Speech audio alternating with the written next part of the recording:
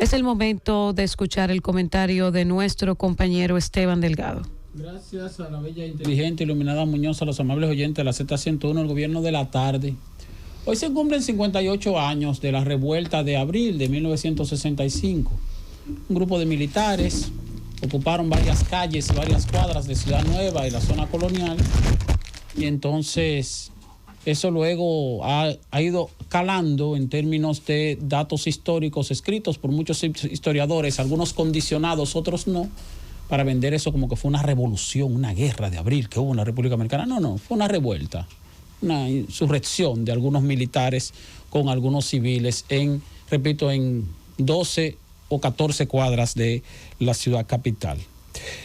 Quiero aprovechar para invitar a los amables oyentes de esta Z101 a que se den una leidita de una entrevista interesante que dice el periódico Listín Diario que es inédita, que había sido concedida por el general Wessing y Wessing, ya fallecido, y que fue uno de los principales protagonistas en el golpe de Estado, que yo le digo entrega de Estado del profesor Juan Bosch en 1963, septiembre, pero que también tuvo una participación activa en la resistencia militar de la época en que se produjo la revuelta del 24 de abril.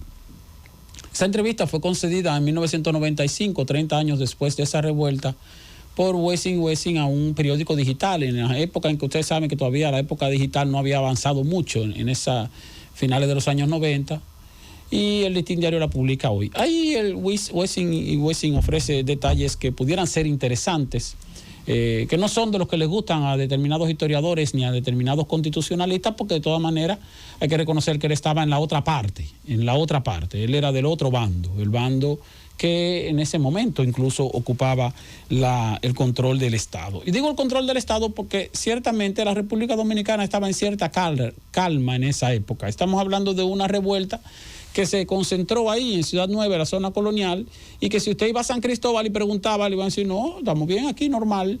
Y usted iba a Villa Altagracia y te decían, no, ¿cuál es el problema? O tú venías a la parte más céntrica de la ciudad o más hacia afuera de la ciudad, perdón, entonces te decían que también la situación estaba normal, había cierta situación. En San Pedro de Macorís no se daban por enterados de que había una guerra civil en la República Dominicana, en el sentido de que la vida continuó, porque esos revolucionarios, entre comillas, o constitucionalistas, entre comillas, nunca ocuparon posición de mando, a pesar de que se inventaron luego de la presidencia constitucional del general Francisco Alberto Caamaño.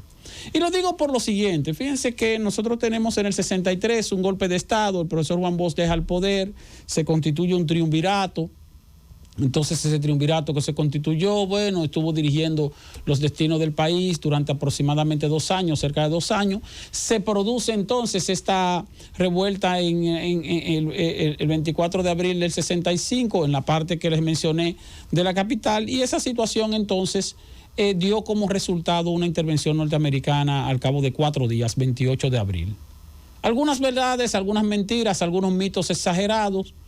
Es el hecho de que, por ejemplo, se habla de que la República Dominicana y los soldados dominicanos resistieron ferozmente y de manera valiente esa andanada de los invasores norteamericanos. No fue así. Fue una ocupación norteamericana que fue pedida incluso por la mayoría de los representantes de la cúpula empresarial de la República Dominicana, que entendían que había una situación de inestabilidad que había que controlar y que se podía controlar, pero se iba a controlar a sangre y fuego. Y para que no se controlara a sangre y fuego, era mejor entonces que hubiera algún tipo de intermediario pacifista.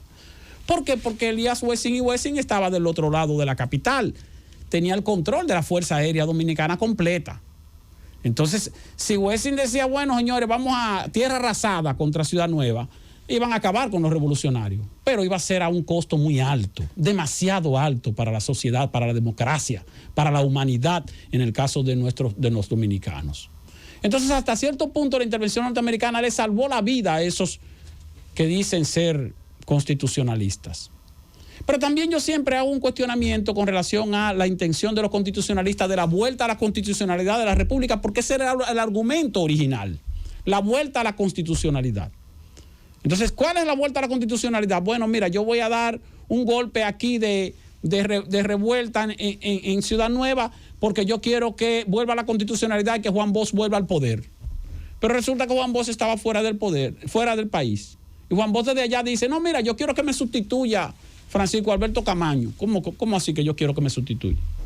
Y entonces vienen y se reunieron los legisladores del momento. Supuestamente hubo quórum. No se sabe. Porque, bueno, el asunto es que se reunieron. Y entonces eligen o designan a Francisco Alberto Camaño presidente de la República. Entonces, que presidente de la República es armas. ¿Qué es eso? Y entonces designó un gabinete. Pero un gabinete, el ministro de Interior y Policía, pero ¿dónde dirigía? ¿Dónde mandaba? El ministro de Agricultura, pero ¿de cuál agricultura? Si entonces la agricultura se seguía funcionando de manera relativamente normal con base en lo que establecía el gobierno de entonces que encabezaba don Henrique Cabral. De facto, usted dirá, bueno, de facto, pero eso era lo que estaban gobernando. Eso no era lo que estaban en el Palacio.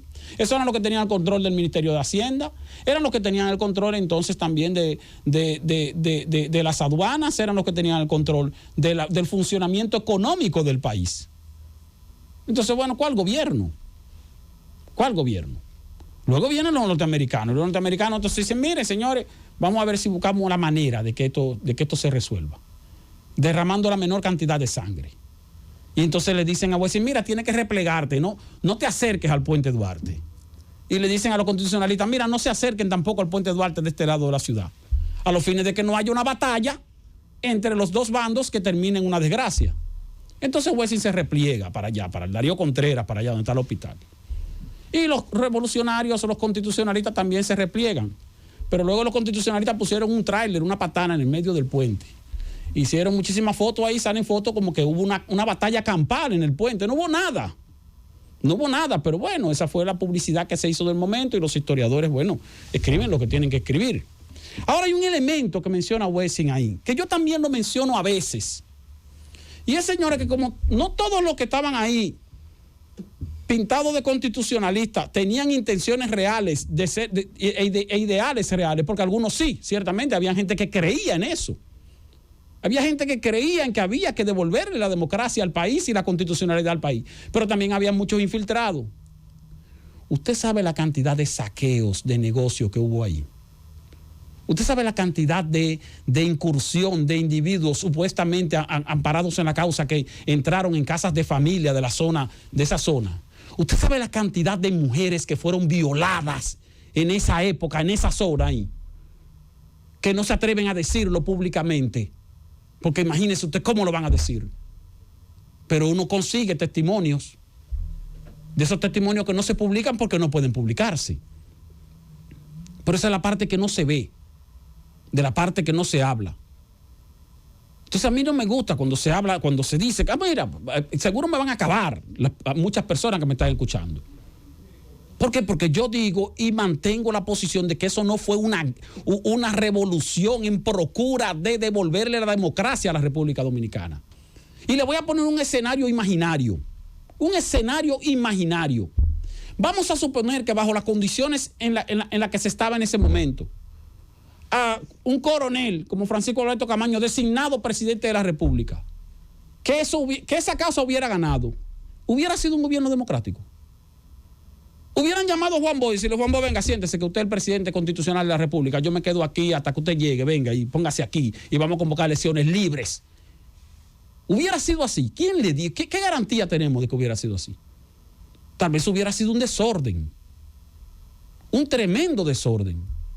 Y la verdad es que si se hubiera hecho uso de las tropas militares que no estaban levantadas en Ciudad Nueva para acabar con esas tropas que estaban en Ciudad Nueva, ciertamente el costo iba a ser de mucha sangre, pero la iban a ganar como quiera. ¿La iban a ganar quiénes? Bueno, esos que estaban en el poder.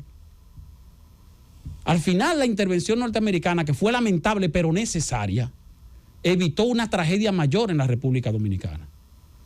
Y si fue una intervención norteamericana con la intención de quedarse y apoderarse de la República Dominicana, no se hubieran ido en septiembre como se fueron. no se hubieran ido y no hubieran organizado o propuesto la organización de elecciones libres o no libres, bueno, pero elecciones para establecer un gobierno dominicano que siguiera dirigiendo los destinos de la República Dominicana, como ocurrió en el año 1966 y como tenemos desde el 66 hasta ahora sin ningún tipo de interrupción en lo que tiene que ver con el orden democrático electivo, más allá de en 1996 cuando hubo un recorte de periodo, no así una destitución gubernamental. Ahora, esa es la parte de la historia que a muchas personas no les gusta que se diga, pero que tiene mucho de verdad. Diferente a la parte de la historia que vemos en los libros y sin hacer otro tipo de consulta, simplemente la asumimos como un derecho, un levantamiento patriótico, donde tenemos una cantidad de héroes de papel. Recuerdo para finalizar, antes, y no quiero extenderme mucho, porque bueno, se trata de esta efeméride. Que una vez mi hijo, estando pequeño, me dice, mire, papi, me estaban dando clases, me estaban hablando de las revueltas de abril, de la revolución, no de la revolución, de la guerra de abril. Le dije, mira, llévate de todo lo que diga el profesor y estudia ya tu examen tal cual dicen los libros, para que no tengas conflictos en la escuela, porque tienes que pasar tu materia. Ahora, luego entonces conversaremos sobre la parte que no sale en los libros y que fue también una realidad. Francis.